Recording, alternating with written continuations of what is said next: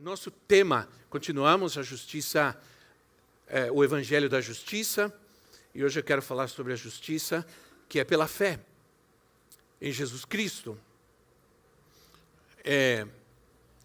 Nós podemos entender que a justiça, ela está em todo lugar. Todo lugar que você for hoje, aí está a injustiça. Todos os setores desse mundo, dessa sociedade, você vai encontrar a injustiça. Por isso, nós como cristãos, aliás, todo e qualquer homem nessa terra, deve entender o mínimo a respeito do que significa a justiça de Deus. A carta do apóstolo Paulo aos Romanos é a carta magna da revelação bíblica, da revelação de Deus, do maior fundamento da fé. É muito importante cada crente, cada homem e mulher nessa terra, entender essa doutrina vital. Como cristãos, nós devemos ter o mínimo de conhecimento, por isso é importante para nós.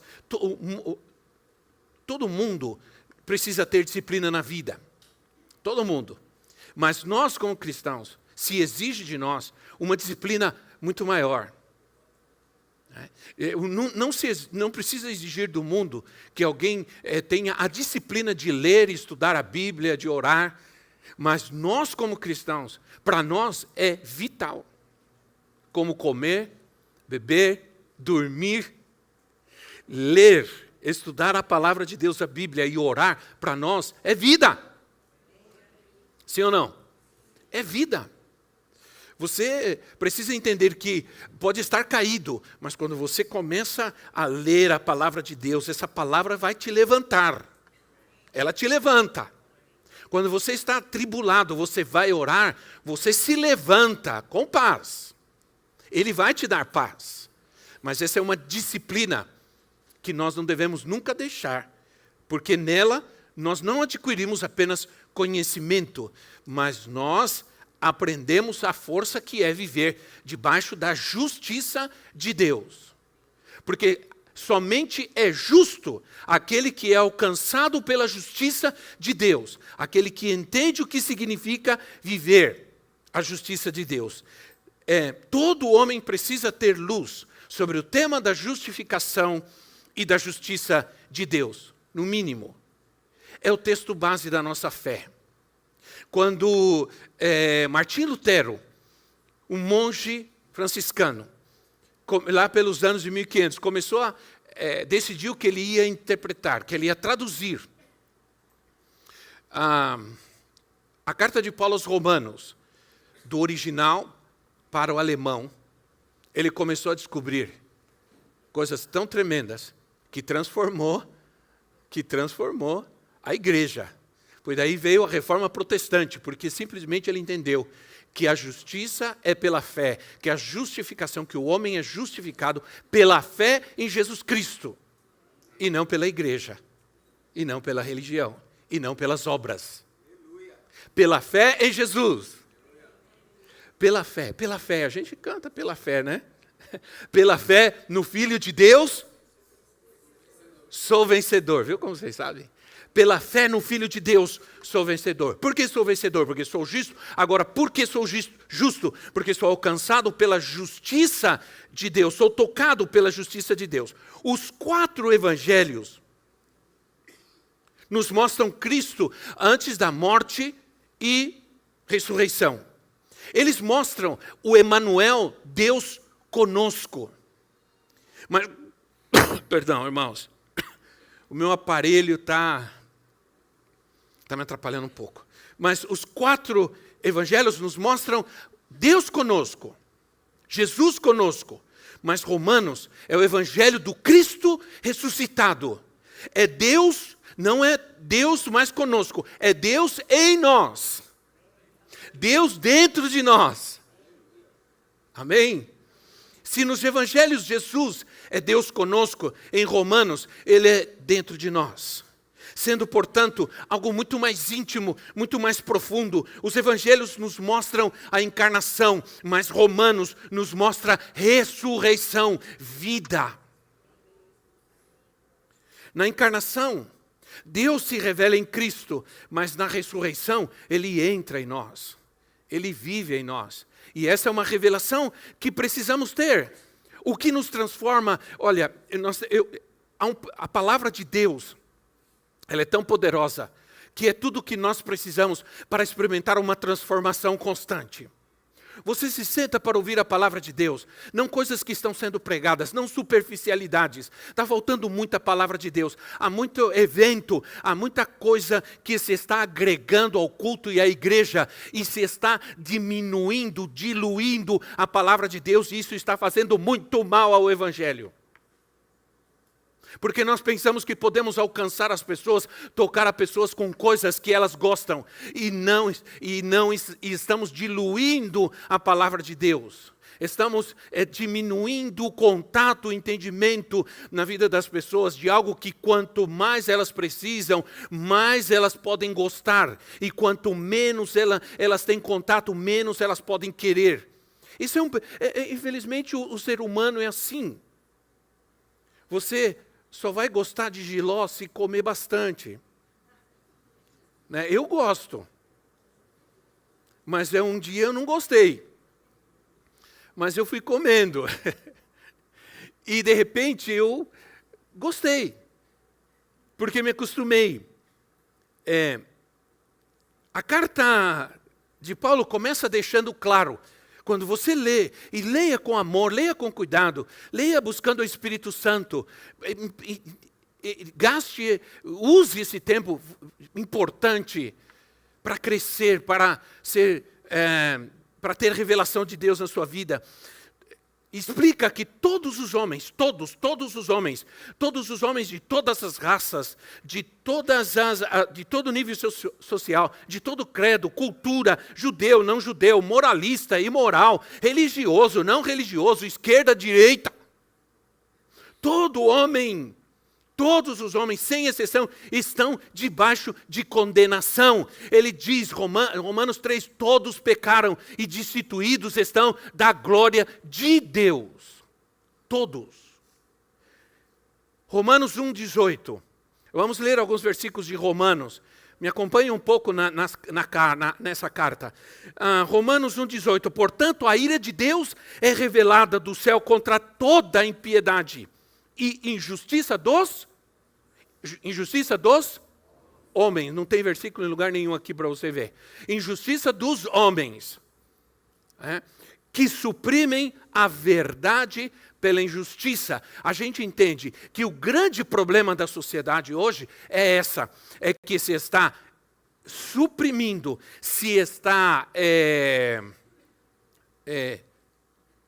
mudando, substituindo a injustiça pela verdade, isso é, tomando a injustiça e abandonando a verdade. A verdade está ficando cada vez mais difícil. Cada vez mais difícil. Depois de falar da injustiça e do juízo de Deus, que nenhuma lei pode ser verdadeiramente justa, que nenhuma lei pode verdadeiramente declarar justiça, nada pode nos livrar da injustiça. O apóstolo Paulo diz assim em Romanos 3, 21. Romanos 3, 21. Mas agora se manifestou uma justiça. Se manifestou uma justiça de Deus, independente da lei, da qual testemunharam a lei e os profetas. A justiça, a verdadeira justiça, diz a Bíblia, é aquela que se manifestou do céu. Há um texto na Bíblia que diz assim, e a justiça desceu do céu. A justiça desceu do céu. A gente acaba entendendo, crendo, e que não existe justiça verdadeira sem Cristo. Não existe, não existirá justiça sem Deus, sem lei de Deus, sem palavra, sem Cristo. Deus é o padrão da nossa justiça. O Senhor é o padrão da nossa justiça. A sua palavra é nossa lei. Ele É Ele quem aprova ou não o homem, porque Ele o faz de acordo com a sua justiça. Não somos aprovados por ninguém e por nada. Somos aprovados ou não pela sua, de acordo com a sua justiça. Não, as pessoas querem nos medir, as pessoas vivem nos medindo. Tem gente que tem uma régua e anda com essa régua medindo todo mundo. Mede um, mede outro, mede a unção de um, mede a unção de outro. Esse tem mais, esse tem menos, esse é mais crente, esse é menos. As pessoas estão sempre assim, mas Deus nos mede conforme a sua justiça. E a justiça de Deus é perfeita. E Ele é justo, né? Nenhum homem pode se justificar diante de Deus. Você pode dar muitas desculpas para Deus. Você pode criar sua própria justiça do porquê você não busca Deus. Quando alguém te pergunta, vai à igreja, busca. Você tem muitas justificativas. Tudo tem a ver, justiça, justificação, justificativa. Quando o homem se justifica a si mesmo para outros, do porquê você não busca Deus, do porquê você acha que não precisa da fé, da igreja, da palavra, da oração, e pode ter muitas justificativas, mas elas não servem de nada para Deus. Quero te dar essa notícia. As suas justificativas não servem de nada para Deus. Aí, há algo maravilhoso. Ser justificado significa, olha só, ser justificado, aí você toma a decisão se você é ou não é. Deus tomou os meus pecados e colocou em Cristo. E pegou a justiça dele e colocou em nós. Vou repetir, Ele pegou os meus pecados e colocou sobre Cristo. E pegou a justiça de Cristo e colocou sobre nós. Amém? Isso é maravilhoso. Essa é uma revelação poderosa que devia encher o nosso coração de alegria. Mais do que saber que meu time ganhou, que isso, que aquele ganhou, que eu... Não, mais do que qualquer coisa que pode me trazer nessa alegria, nesse mundo, é saber que Deus tomou meus pecados sobre Ele, mas Ele não fez só isso. Ele pegou a justiça dEle e colocou sobre mim. E é isso, e somente isso, que me dá o direito de ser chamado justo. E dizer, sou justificado. Não, ninguém é justificado por ser bom, por fazer boas obras, por ser lindo, maravilhoso. Somos justificados porque Deus quis fazê-lo, porque Deus nos amou, nos escolheu e decidiu, vou tomar seus pecados para mim e vou te dar a minha justiça. Aleluia. Olha, a partir disso... Porque 2 Coríntios 5:21. 2 Coríntios 5:21 diz assim, Deus tornou pecado por nós. Aquele que não tinha pecado, quem era? Cristo. Ele tornou pecado por nós, aquele que não tinha pecado, para que nele nós nos tornássemos a justiça de Deus. A partir disso, então, Ele pegou nossas doenças e nos deu a sua justiça. Ele pegou a minha miséria e me deu a sua justiça. Então a miséria, a pobreza, não vai ser vencida por políticas sociais humanas. Nunca. A miséria só vai ser vencida quando Cristo vier sobre o homem, tomar sua miséria e trazer a sua justiça. É nisso que eu creio. O homem só pode verdadeiramente ser transformado e sair de onde ele está, se ele tiver Cristo.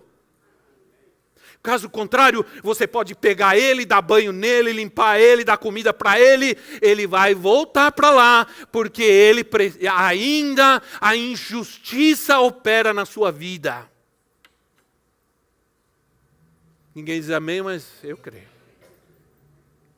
A partir disso, Ele pegou meus medos, meus temores e me deu a sua justiça. Nem mesmo a fé que eu tenho é minha. A Bíblia diz que Ele é o autor e é o consumador da nossa fé. A Bíblia diz que a fé é um dom de Deus. Se somos salvos pela fé e isso não vem de vós, isso é dom, é dádiva de Deus. Para que a gente não se glorie achando que fizemos alguma coisa para ser salvos. Não fizemos nada. Não merecíamos ser salvos. Não merecíamos nada. Tudo o que Ele fez foi por amor e foi Ele quem fez. A iniciativa de nos amar, nos salvar, nos libertar foi dele sempre. Aleluia. A Bíblia diz que somos salvos pela fé e é dádiva de Deus, mas o homem quer elaborar a sua fé. O homem quer planejar a sua fé. O homem planeja a sua própria fé. Você diz, você vai buscar a Cristo, vai para a igreja. Primeiro eu vou fazer. Aí ele começa a planejar e tudo.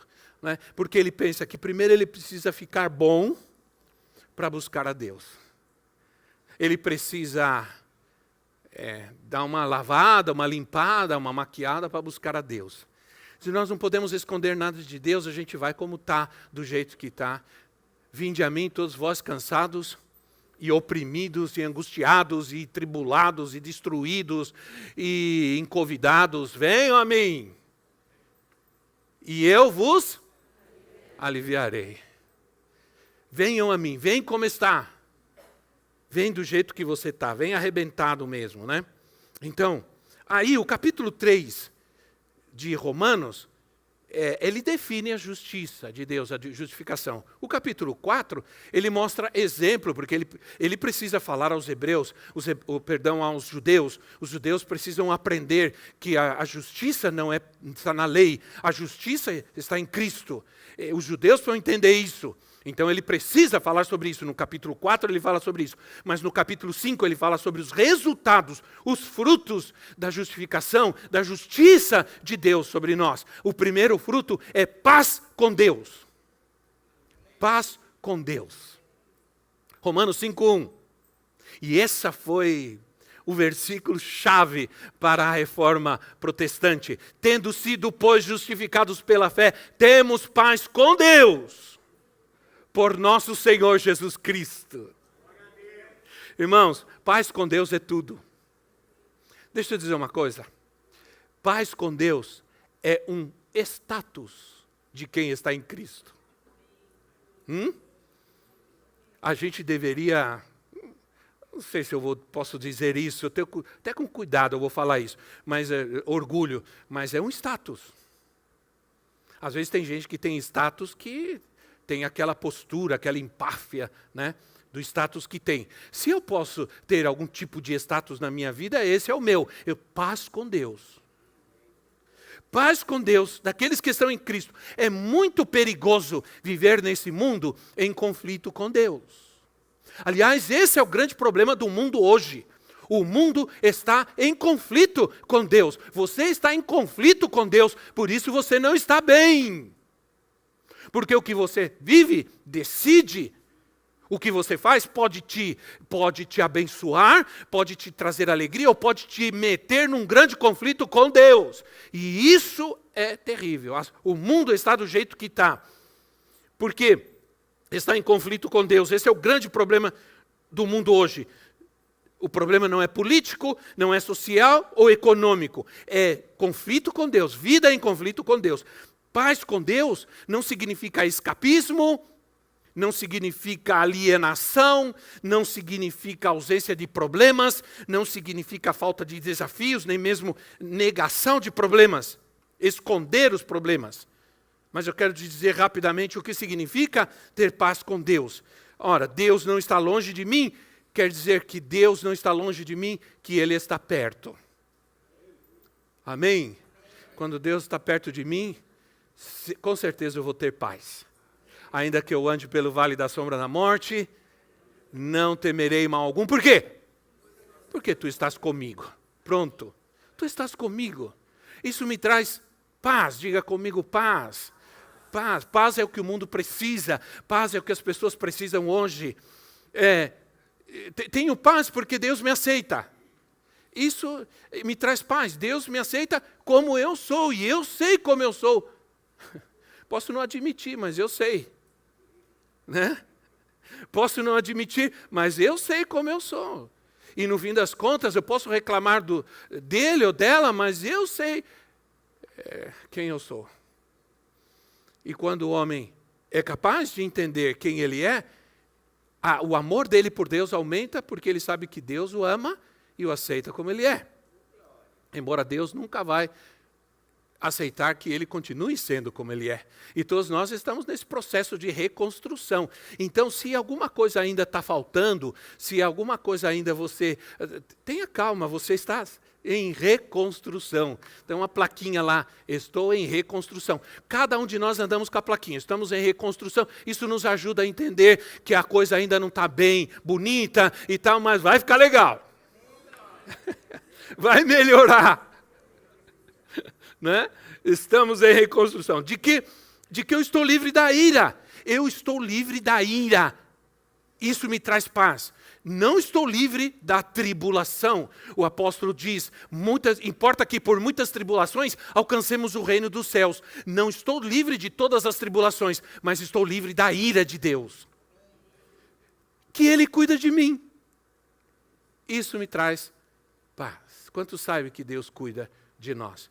E olha, eu conheço a história de muitos de vocês, não conheço a história de todos, mas eu posso garantir que todos nós, se todos nós estamos aqui hoje com os olhos abertos e dando glória a Deus, é porque Deus cuidou de nós. Sim ou não? Você pode dizer, Deus cuidou de mim? Cuidou mesmo, porque olha tudo que nós passamos. Alguns de nós que estamos aqui, não muitos, passamos por situações que dizem, agora nós vamos, né? Agora eu vou ver a glória. Mas estamos aqui, por quê? Por quê? Porque Ele cuida de mim.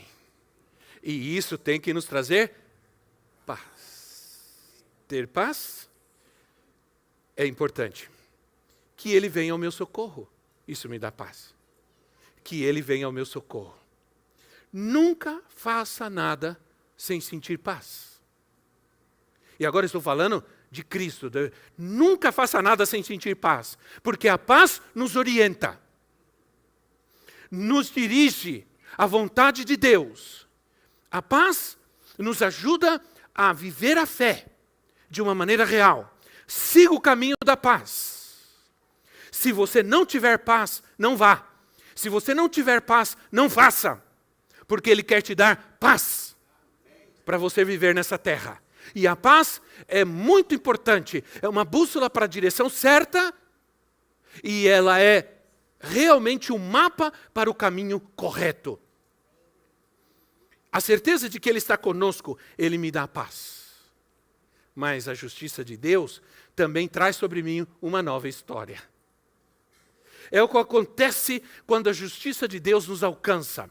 Quando alguém é condenado por algum crime e vai para a prisão e paga pelo crime que cometeu, quando essa pessoa sai dali, o que ela sente? O que ela sente? Ela sente que ela está tendo uma outra oportunidade, sim ou não? Que ela está tendo outra oportunidade, que a justiça se fez, que ela está tendo outra oportunidade e ela sente que agora ela pode viver uma nova história. Uma vida nova. Essa é quase sempre a conversa de quem sai de uma prisão. Ele diz, vida nova, vida nova. Quando eu saí da mesa de uma angioplastia, quando terminou, o médico olhou para mim, eu estava acordado, conversando. Imagina, o homem entrou lá no meu coração, mexeu lá dentro, e eu conversando com ele, falando de jogo de futebol. Então, isso para vocês verem que eu estava numa paz que não tinha tamanho.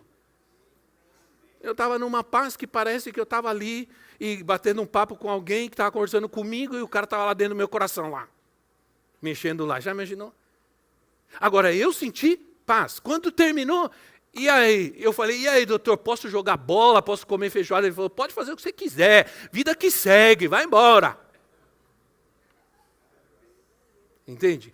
A gente sempre tem que entender, se Deus está conosco e nós estamos aqui hoje, é porque grandes coisas vão acontecer. A esperança. A esperança. Aleluia. Aleluia. Aleluia. A justiça de Deus não nos reforma. A justiça de Deus nos transforma. É diferente, quem está em Cristo é uma pessoa reformada. Não, quem está em Cristo é nova criatura. As coisas velhas passaram e tudo se fez novo. Pronto. Não sou uma pessoa reformada, sou uma pessoa transformada. Pessoa reformada é aquela que já está com as ruguinhas, aí vai lá, puxa aqui, puxa lá, puxa para cá, e aí não consegue nem rir mais, nem falar direito. Como algumas mulheres que vão falar, não conseguem nem mais. Homem também. Estamos nessa época agora, né, irmãos? Eu falei na quinta-feira, eu falei sobre isso. Não dá mais para assistir nenhum filme. Agora já saiu agora a Mulher Hulk. Agora eu fico imaginando uma mulher verde gritando por aí, cheia de músculo, batendo em todo mundo. A justiça de Deus nos transforma. Eu sou uma pessoa transformada. Cristo morreu por mim, mas eu morri com Ele também. Isso é importante. Esse é o batismo que passamos. Você vê a pessoa se batizando, morreu com Cristo. Morri com Cristo. Cristo morreu, ressuscitou, eu morri, ressuscitei. Cristo morreu por nós. Em Romanos 5,8. Romanos 5,8. Mas Deus demonstra seu amor por nós. Cristo morreu em nosso favor quando nós éramos ainda pecadores. Nós morremos com Ele. Romanos 6,8 diz assim. Se morremos com Cristo, cremos que também com Ele viveremos. Olha, o perdão e a libertação só podem ser obtidos por nós através da redenção e a fé. Não adianta saber com a mente. Nós vamos buscar e tomar. Assim como nós fizemos com a nossa salvação, buscar e tomar o que Deus deu para nós, o que Deus prometeu para nós. Então, a vida cristã, ela não é religiosa apenas. A vida cristã, ela consiste em viver ou morrer. É uma decisão para o que eu preciso viver e para que eu preciso morrer. Eu preciso viver para o quê e morrer para o quê? Você quer morrer vivendo ou viver morrendo? É uma escolha, é uma decisão. Tem diferença? Tem. Vou repetir. Você quer morrer vivendo ou viver morrendo? É uma escolha. Isso tem a ver com a questão de eu querer viver para mim me satisfazer, fazer a minha vontade ou fazer a vontade de Deus. Para fazer a minha vontade, tenho que morrer vivendo, porque estou me matando para viver.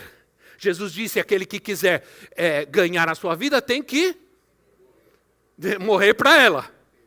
Entende? Mas se eu quiser ganhar a minha vida, tenho que morrer para ela. Então, é uma questão de morrer para a minha vontade e viver para a vontade de Deus. Simples assim. É morrer para o pecado e viver para Deus. Romanos 6, 10, 11. Não sei se está bom isso para você, mas está bom para mim. Porque morrendo, olha só. Romanos 6, 10 e 11. Porque morrendo, ele morreu para o meu pecado. Ou para o pecado, uma vez por todas. Mas vivendo, vive para Deus. Da mesma forma, considerem-se mortos para o pecado, mas vivos para Deus em Cristo Jesus. Então, nós não somos um walking dead. Né? Um morto que anda, mas não está vivo. Né? Nós estamos mortos, mas nós temos vida. Cristo vive em nós. Como diz o apóstolo Paulo, já morri faz tempo, fui crucificado com Cristo, eu não vivo mais. Mas Cristo vive em mim. É a vida que eu tenho. Então, embora morto, eu estou mais vivo que nunca. Não é louco isso? É louco. Pode dizer, é louco. É muito louco. Mas é o que a palavra de Deus diz, que a mensagem da cruz é loucura mesmo. É loucura. O mundo não vai entender, mas você precisa entender. Você entende porque você tem Cristo. na sua vida. Aí eu quero rapidamente caminhar para outro aspecto da justiça de Deus, que é a esperança. Aí eu gosto disso. Porque não há nada mais importante do que ter esperança nos dias de hoje. Diante de todas as notícias, eu quero perguntar para você, você entra aí nos sites, bom, ninguém mais lê jornal, ninguém mais lê jornal de papel, estou dizendo, né? Mas você vê as notícias de YouTube aqui, YouTube lá, as notícias, você começa a ficar muito metido nisso, você vai começando perdendo a esperança, sim ou não? Você fala, não, meu Deus, não tem esperança. Não tem esperança para essa gente, para tanta mentira, para tanta hipocrisia, não dá. Mas, sabe por que tudo isso? Porque está faltando justiça. Porque onde não há justiça verdadeira, não há esperança. Onde a justiça é injusta, ela tira a esperança. Afeta a esperança. Mas o Senhor te está chamando para confiar na justiça dEle. Para crer na justiça dEle. O justo tem esperança. O justo tem esperança. Ele precisa ter esperança. Em lugares, eu quero dizer para você, em lugares do mundo onde Deus está sendo tirado da vida cotidiana das pessoas, você está perdendo a esperança. Os níveis de suicídio entre adolescentes é altíssimo em países onde já se está, onde Deus já não está presente. O nível de suicídio e morte, o nível de angústia, de depressão de países onde Deus já não está presente, é grande entre a população. Há uma desordem humana, há uma desordem emocional, há um nível de suicídio terrível, altíssimo. Então, o caos e a desordem está imperando nesses lugares. Sem Deus na sua casa, vai prevalecer a injustiça aí. Se você tira Deus, a oração, a palavra da sua casa, a injustiça vai entrar pelas portas. E vai provocar caos, desordem.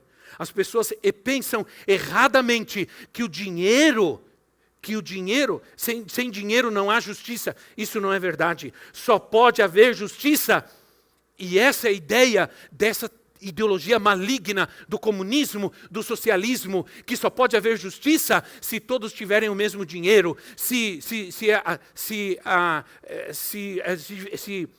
divide, né, as mesmas coisas, se todos têm as mesmas coisas, a divisão de renda, a igualdade de renda, a divisão de riquezas, tudo isso é ilusão, tudo isso está baseado na cobiça. Esse senhor aí andou dizendo, classe média no Brasil, para que ter 3 televisões em casa? Eu espero que você não tenha 2 ou 3 televisões em casa, eu só tenho 2. Para que ter uma casa enorme? Quando você tiver uma casa morando 2 pessoas, você vai ser obrigado a dividir essa casa com outra família que vier da rua. Porque você tem que ter igualdade de riqueza. E de repente ele está lá, casando num hotel 10 estrelas, andando de jato de 100 milhões de reais. Essa justiça existe para uns e não existe para outros. Isso é hipocrisia, é mentira, é engano. Jesus nunca condenou a riqueza nem os ricos. E Jesus condenou o amor ao dinheiro. Então, a esperança está alicerçada em Deus, porque Ele é a nossa esperança. Romanos 15:13. Romanos 15:13. Se Deus é a tua esperança, diga glória a Deus. Ok. Então diga, olha, creia, que o Deus da esperança, os encha de toda alegria e paz. Por sua confiança nele, para que vocês transbordem de esperança. Mas transbordem de esperança. Você tenha um tsunami de esperança na tua vida. Pelo poder do Espírito Santo. Que mais? Que mais a gente pode dizer com relação ao que diz a palavra? Que esperança pode haver para aquele que não confia em Deus? Que futuro esperamos para nós e nossos filhos? E aqui eu vou terminando. Para nós e para os nossos filhos, se não confiamos em Deus, se nós não lhes ensinamos a confiar em Deus. Eu quero rapidamente um testemunho. A gente quando Eu preciso, às vezes, dar testemunho assim, embora alguns de vocês já ouviram há séculos, estão ouvindo desde o século passado. Mas uma vez, a profetisa, a gente tinha uma campanha para a obra missionária na África. A gente ia construir um templo, e construímos esse templo, e o missionário precisava de um carro para ir para os lugares. Transporte é muito difícil esses lugares. E nós fizemos uma campanha, e ela tinha um carrinho, um carro, e ela disse, eu vou doar o carro. E eu falei, Deus está te falando, eu vou doar meu carro. Ela pegou o carro e doou para a obra na África. E os nossos filhos, que eram adolescentes ainda, ficaram impressionados. Ficaram muito impressionados com aquilo. E creio, e obviamente fizeram, e com razão fizeram algum questionamento, disseram, mas a gente precisa desse carro. Dar o que você não precisa é fácil. Dar o que você não usa é fácil. Esse tipo de dádiva, né? É como dar tempo para Deus que eu tenho. Eu só posso servir na igreja tal dia, tal dia, tal dia. Irmão, obrigado. Porque eu não vou dar para Deus o que me sobra. Sim ou não? Às vezes vou ter que renunciar a algo importante para me ocupar com algo que é mais importante, que é a obra de Deus, a vontade de Deus. Então, nós precisávamos, claro que nós precisávamos muito daquele veículo. Nossa casa estava ainda totalmente inacabada, nós poderíamos vender aquele veículo e trabalhar para terminar a casa. A casa está com piso de cimento, nessas condições, não foram em condições extremamente, não, mas ela doou o carro. Aí, vendemos o carro, a igreja vendeu, fomos para a África, terminamos o templo e compramos um veículo para o pastor, para o missionário e tudo. Passou um tempo, não me lembro exatamente quanto tempo, não foi muito tempo. Um dia nós estávamos em casa, chega um irmão, estaciona um carro, muito melhor do que aquele que ela deu, estaciona, desce. Eu desci, fui atender ele, abracei, que bom você está aqui e tudo. Ele falou, a profetisa está aí, falei, chama ela. Aí ela chamou ela falou assim, Deus me mandou te dar esse carro. Ele está aqui, os documentos já estão no seu nome. E Deus me mandou te dar. Ficamos assim os dois, ela começou a chorar. Foi aquele momento de Deus tremendo. E ela, foi embora, estacionou o carro, entrou, chegou meus filhos. Que carro é esse? Que carro é esse? Ela veio e disse, Deus acabou de me dar esse carro. Você não imagina o impacto que causou na vida deles isso. Que causou na vida deles. Olha, quando o Senhor diz, clama a mim e eu te responderei, Ele te está enchendo de esperança. Quando Ele diz, não tenha medo, eu nunca te deixarei e nunca te abandonarei, Ele está te enchendo de esperança. Quando Ele diz, estarei contigo onde quer que você for, Ele está te enchendo de esperança. Quando Ele diz, estarei com vocês todos os dias, até a consumação, até o fim dos tempos, Ele nos enche de esperança eterna. Quero mostrar uma coisa para vocês, que essa semana toda me encheu de esperança. Me encheu de esperança. Ontem nós tivemos aqui uma reunião com os pastores, foi uma bênção, e eu mostrei para eles, e quero mostrar para vocês, eu acho que a igreja precisa saber isso. Você precisa saber, porque me encheu de esperança, me deu tanta força, tanto ânimo, tanto ânimo. Nós tivemos uma reunião no sábado com os líderes, com todos os líderes, e falamos sobre o tempo que nós estamos vivendo como igreja, o momento que nós estamos vivendo como igreja. Para mim, foi tão importante. Esses dias têm sido dias de que eu sinto... Espera um momento só, por favor. Isso. Só está lá, né? Ok, por enquanto. São momentos tão... Nós estamos vivendo que está me enchendo de esperança. Por isso eu digo que algo grande Deus já está fazendo no nosso meio. Para você que se encha de esperança comigo, eu quero te mostrar algo. Pode mostrar, por favor, colocar. Nós mostramos esse gráfico para a liderança. 2019, antes da pandemia, 415 pessoas. Durante a pandemia, naquele fecha, abre, trabalhando na internet, 400 pessoas. 2021, os requisitos da pandemia, ainda usando máscara, aquela confusão toda, muita gente sem poder vir e tudo mais. Nós chegamos a 500 pessoas. Hoje, nós estamos em 650 pessoas. Nós tivemos, nesse período, um acréscimo de mais de 250 pessoas, muita gente nova. Deus está trazendo. Deus está fazendo. Isso está me enchendo de esperança. Entende? Porque Deus é Deus. Um dia que Deus falou assim, se cala, não diga nada, fica quieto. Eu faço a justiça. Eu quero dizer uma coisa, às vezes você fica brigando, quer se defender, quer falar a verdade, vê todo mundo falando mentira a seu respeito, inventando coisas. E você quer, porque você tem o poder. Você tem isso aqui, ó. Você tem o microfone, eu posso chegar aqui e contar, falar tudo, me defender. E Deus fala, não faça nada, porque a justiça sou eu. Eu faço justiça. Nós precisamos aprender a confiar em Deus. Não se defenda. Não se justifique. Deixa Deus fazê-lo. Apenas siga adiante. Confia no Senhor. Confia na sua palavra. Eu quero orar. Fique em pé no seu lugar. Eu quero orar especificamente porque o Espírito Santo está falando comigo fortemente aqui.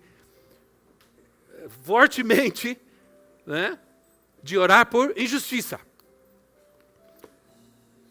Por libertação, para você ser livre da injustiça hoje. Em nome de Jesus. Ser tocado pela justiça de Deus. Ser alcançado pela justiça de Deus. Em nome de Jesus. Aí no seu lugar, com seus olhos fechados na presença de Deus, para você não se distrair, apenas isso. E dar graças ao Senhor. Você sabe que Ele está contigo, né? Você sabe disso. Aleluia. Senhor, Tu estás comigo. Meu Deus. Minha oração é específica. É por aqueles que precisam da justiça de Deus na sua vida.